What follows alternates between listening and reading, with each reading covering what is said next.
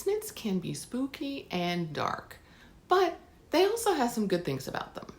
Let's check out the good and the bad of having a basement. Hi, I'm Stacy Olson with Lamacchia Realty, and on my channel, I talk about all the great things about living on the Connecticut coast. I must admit, I'm not someone that usually likes to go down to the basement, unless it's bright, clean, and has an easy exit point. Maybe it was all those scary movies I watched as a kid, but a basement is not my favorite place to hang out. But there are some great things and not so great things about having a basement. Some of you watching this video might not have a basement and would have no idea what to expect when you bought a home that did have one. So let's get into the nitty-gritty of having a home with a basement. Let me start with the positive side first. One great thing is that it can give you much needed living space. Some homes turn basements into bonus rooms, offices, bedrooms, playrooms. I mean, the list can go on and on. If you decide to refinish your basement, it can really change your home. And quite honestly, a lot of folks did this during the pandemic. They were spending a lot more time at home and they just needed the extra breathing room. When you're around your family constantly, you just need a little more space. With the right contractor or DIYer, you really can increase the square footage of your home. And an added bonus, it increases the value of your home. That alone is a huge motivating factor on why you should refinish your basement. Another positive, basements are great for added storage. Who couldn't use more space for storing seasonal items, tools, old furniture, extra grocery items, and household goods? Plenty of people put up shelving down there to maximize the amount of storage that they can get. And if you have a hatchway that leads directly out to the yard or a full walkout that has a real door, that is a huge help. Then you can easily bring in large, bulky items up and down without having to go through the house with them, i.e. things like patio furniture, any type of lawn equipment that you might want to store in the basement. It just makes everything a little easier. And to be honest, here in Connecticut, we have plenty of older homes that are from the early 1900s and before. And believe me, if you've ever lived in a house like that, you know there is no closet space. Obviously, people didn't accumulate all the junk we have today. But without a basement in a home like that, you're really in a tough spot. Another positive to having a basement is that they're used as a utility room. Many of your home's major systems are found in the basement. Typically, that's where you'll find furnaces, boilers, water heaters, radon remediation systems, water softeners. I mean, really, you name it, it's usually down there. Most of these items are unsightly, so people prefer to hide them away in the basement where they don't have to look at them every single day. The basement can also be your default laundry room. I know growing up, we always had our washer and dryer in the basement. And since they take up a lot of room, it's just easier to hide them away down there. And there's plenty of room to have your drying racks and all of your laundry essentials down there so nobody has to deal with them up in your living area. Another thing we used to have in our basement growing up was the central vacuum unit. I know some of you are probably like, what is that? I don't even know if they make houses with those anymore. And quite honestly, one of the really great things about a basement is that they are safety havens during severe weather. It provides you safety during hurricanes, tornadoes, microbursts. I mean, really, there have been several times in my life that I have headed down to the basement for safety reasons during a scary storm. The basement is the safest place in your home and really can save your life. I always feel for those people that live in areas of the country where they get hit year after year with some scary weather events. And I feel like these are areas of the country where nobody has a basement.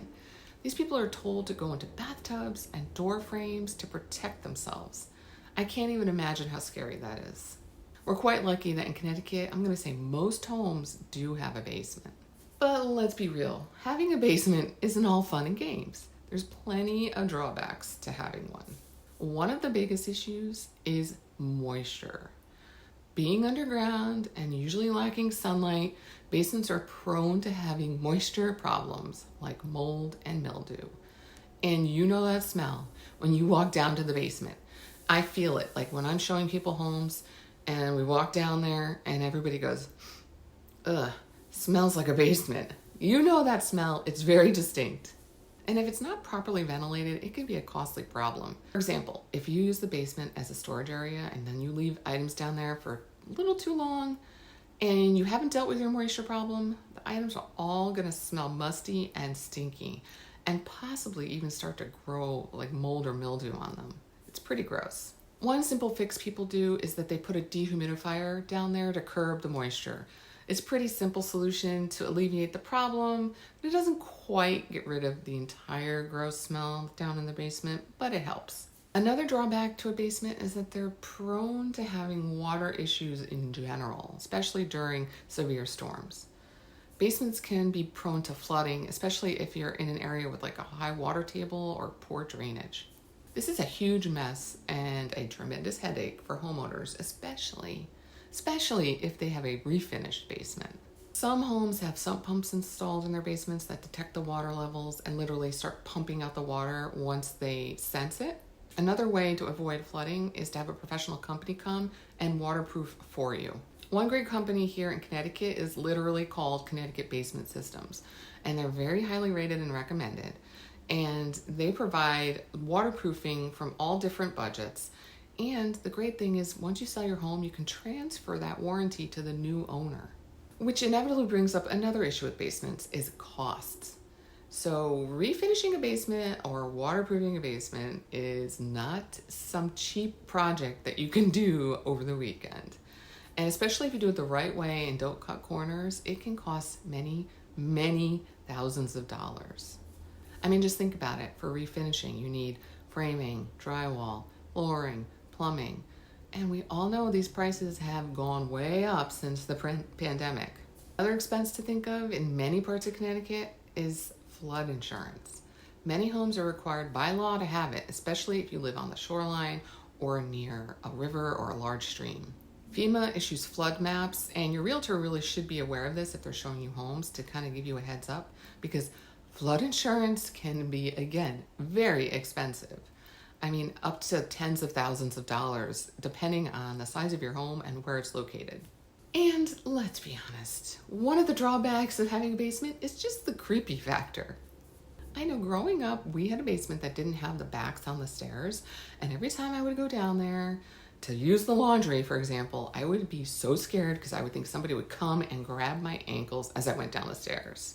And even today, I still feel a little bit on edge when I go downstairs.